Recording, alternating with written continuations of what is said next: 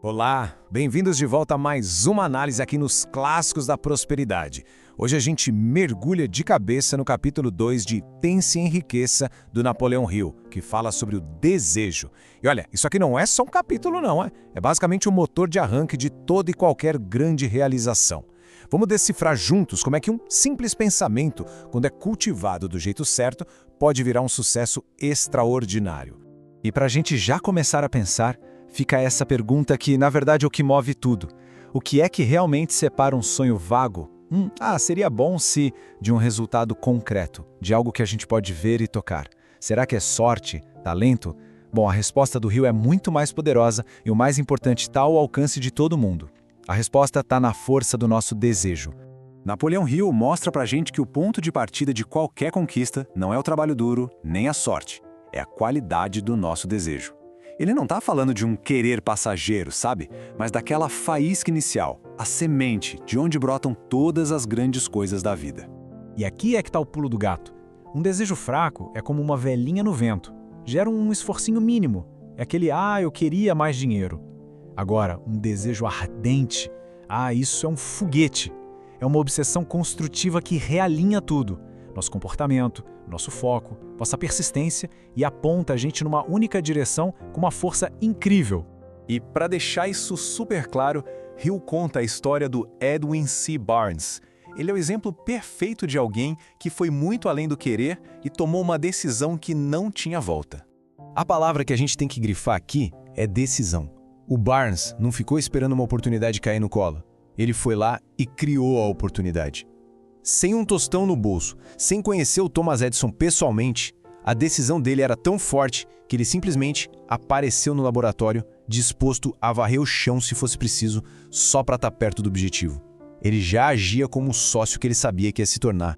Então, a diferença fica bem nítida, né? O desejo vago vive ali no campo do eu gostaria de. Ele é passivo e na primeira dificuldade ele desmorona. Já o desejo ardente é uma declaração.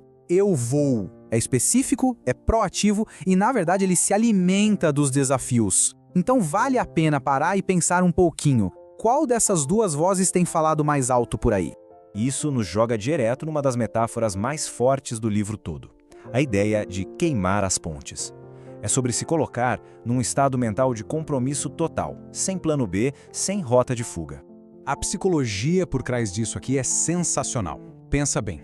Enquanto a mente tem uma saída de emergência, se não der certo, eu faço outra coisa, ela nunca vai dedicar 100% da sua energia ao plano principal. Queimar as pontes é exatamente isso, eliminar as alternativas. Não é ser imprudente, é programar a mente com uma única mensagem. Só tem um caminho, e é para frente.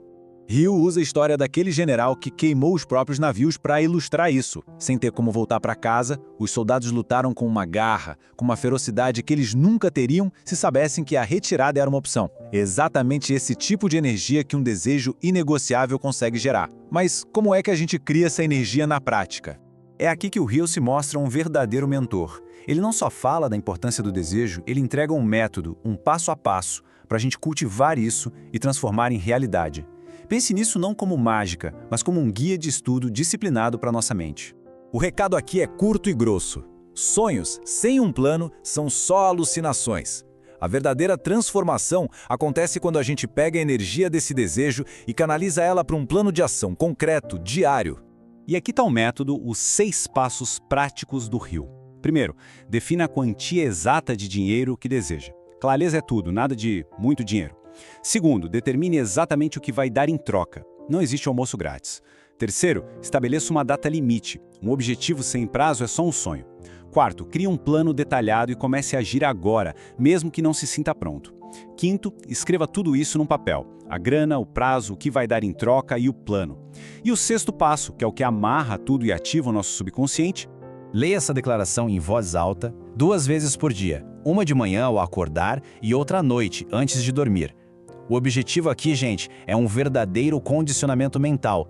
É usar a autossugestão para quebrar bloqueios e alinhar o subconsciente com o nosso propósito. Aos pouquinhos a gente começa a ver, a sentir e a acreditar que o objetivo já é real.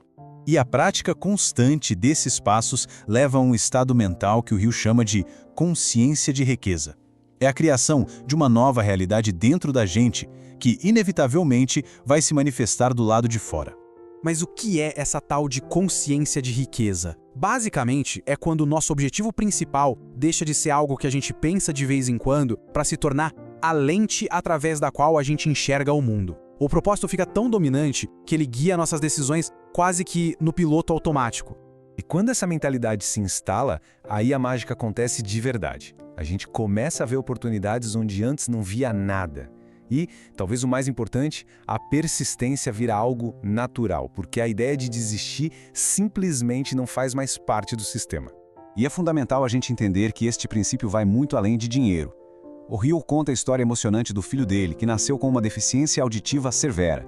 Com um desejo ardente e muita persistência, ele ajudou o filho a ter uma vida normal e de sucesso. Isso prova que o desejo bem direcionado é uma ferramenta universal para superar qualquer desafio. Então, para a gente amarrar tudo que a gente viu hoje, os pontos-chave são estes. A jornada para qualquer realização começa com uma decisão firme e não com uma esperança. Metas genéricas não levam a lugar nenhum. E é o ato de criar um plano e praticar ele todo dia que transforma a energia do desejo em resultado de verdade. Então, para a gente fechar, a reflexão que fica é: qual é aquele desejo profundo, aquela meta que realmente importa, que está aí dentro só esperando para deixar de ser um sonho e virar um plano de ação começando hoje? No nosso próximo encontro, a gente vai explorar o próximo princípio, a fé, que é a convicção que vai sustentar o nosso desejo. Para não perder o próximo passo dessa jornada, já sabe, né? Se inscreve aqui no canal e ativa as notificações. A gente se vê lá. Até a próxima!